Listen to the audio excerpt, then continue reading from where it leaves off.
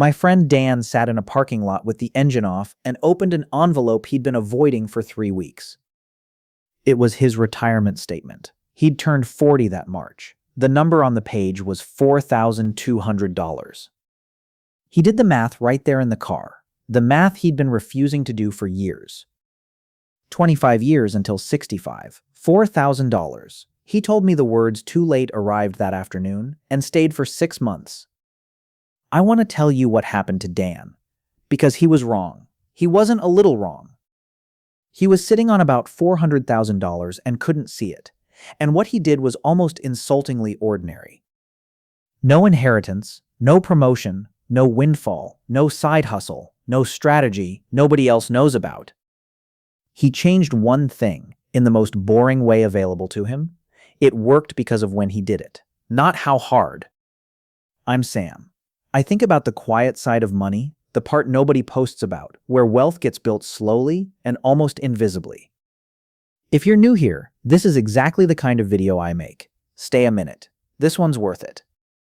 Here's the single idea to hold on to for the next 10 minutes. 40 feels late because you're measuring yourself against people who started at 25. But the market doesn't care what you should have done.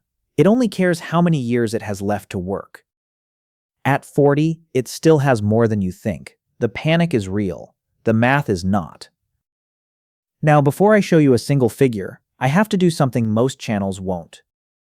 Because if I skip it, everything after it is a lie with good manners.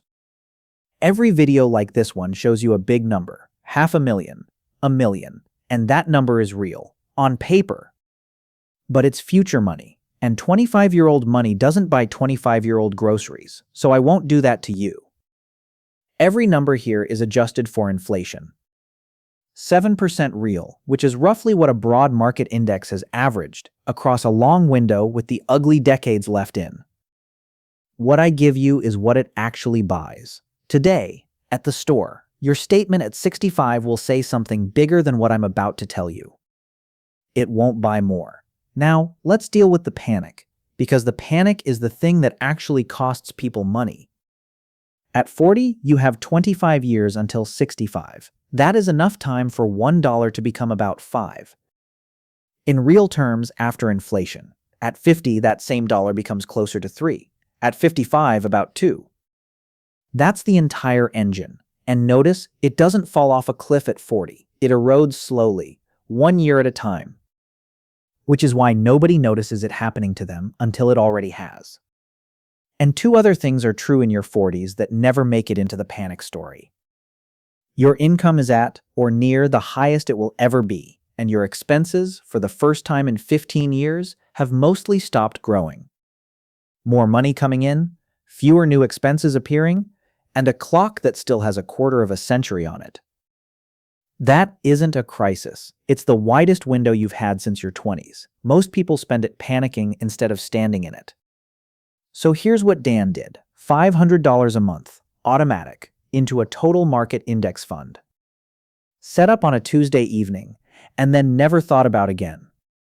$500 a month from 40 to 65 at 7% real becomes approximately $405,000. In today's money, Dan put in $500 a month for 300 months, $150,000 of his own money. The market did the other $255,000. He contributed less than a third of his own retirement. Time contributed the rest. Now there's one number I haven't shown you yet. It's the one that actually changed Dan's mind, and it isn't the $400,000. It's what it cost him to wait. Same $500 a month, same 7%. Only the start date moves. Start at 40, about $405,000. Start at 45, about $260,000. Start at 50, about $158,000. Start at 55, about $86,000. Go back to that first gap. Waiting 5 years from 40 to 45 cost you $145,000. And what do you get for it? $500 a month for 60 months. $30,000? You pay $145,000 to keep $30,000. That is the actual trade. Nobody describes it that way because nobody sends you a bill. The cost of waiting shows up once, 25 years late. And by then it isn't a number anymore. It's the shape of your life. Here's a question worth putting in the comments before you forget. How old were you when you first thought I should probably start? Not when you started, when you first thought it. Most people are shocked by the gap. Now I want to argue against myself. Because if I only tell you to save, I'm doing what every finance channel does to sound wise. There is a real case against everything I just said, and it isn't stupid. Tomorrow isn't promised. People die at 63 with a beautiful portfolio and a passport with no stamps in it. I have watched people spend their 40s being extremely responsible, then arrive at 67 with a body that can't do the things they postponed. That happens constantly. So let me be exact. I am not asking you to suffer for 25 years. $500 a month is about $16 a day. It is not your vacation. It is not the trip you'll still be describing when you're 70. Those things are the point of having money at all, and I'd never tell you to trade them. Here's the distinction that actually matters. There's spending you remember, and there's spending you don't. The trip is the first kind. The upgrade you stopped noticing after 6 weeks is the second. Almost nobody's $500 comes out of the first category. It comes out of the second. The car that's nicer than the car you needed, the subscriptions you'd have to check your statement to name, the house that's 1 bedroom bigger than your life. Cut that and you've given up nothing that mattered. You just stopped leaking, and I know what some of you are thinking, because it's said under every video like this. $500 a month? I don't have $500 a month, so let's run your number instead of mine. $250 a month, from 40 to 65, about $200,000. $100 a month, about $81,000. I won't insult you by calling $81,000 financial freedom. It isn't, but it is the difference between choosing to work at 67 and having to. The amount is negotiable. The start date is the part that isn't. And here's the honest version of catching up because I promised you math, not motivation. You can start later. You just have to buy back the years you skipped. To land where Dan landed, starting at 45, you'd need about $775 a month. Starting at 50, roughly $1,280, nearly triple, for the same finish line. That's what time actually is, not a motivational concept, a discount, and it shrinks every year without ever telling you that it's shrinking. Dan did nothing heroic. He canceled 2 subscriptions. He kept his car 4 more years instead of trading it. And he set the transfer for the day after payday, so the money left before he could have an opinion about it. That's the whole intervention. The strangest part, he said, was how little it felt like sacrifice. Within 2 months, that $500 simply stopped existing in his mental accounting. He was living the same life, minus a car payment he never missed.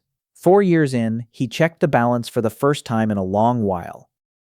$27,000. He said it looked like almost nothing. At year 4, that's exactly what it's supposed to look like. Compounding works in the dark for a decade, and then it stops being subtle. But nobody tells you that the early years of doing it right feel identical to doing nothing at all, and that is precisely where most people quit. So picture the Dan who never opened the envelope. He's 65, still working. Not because he wants to, but because the arithmetic doesn't permit anything else. He isn't destitute. He's just permanently braced. A man doing quiet math at the pharmacy counter for the rest of his life. Now picture the one who opened it. Same house, same salary, same job, same everything. He's 65, with $400,000 and a set of options. Not a yacht, not an island. Options. Part-time instead of full-time. A grandchild's tuition. A bad year that stays a bad year instead of becoming a bad decade.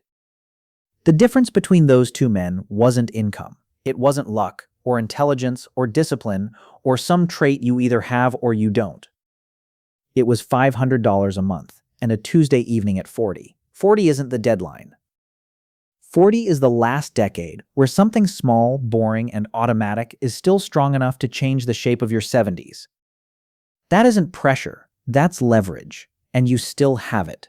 The money you invest this month is doing work you will never watch it do. It's working right now, in the dark, while you're not looking. That's not a reason to check on it. That's the reason you don't have to. Now Dan left his money in one place. But there's a version of this where the same $500 in the same market over the same 25 years ends up worth far less. Not because of a crash, because of fees. I ran that number this week and I didn't like what I found. That's the next video. I'm Sam. Stay calm, stay invested, and I'll see you in the next one.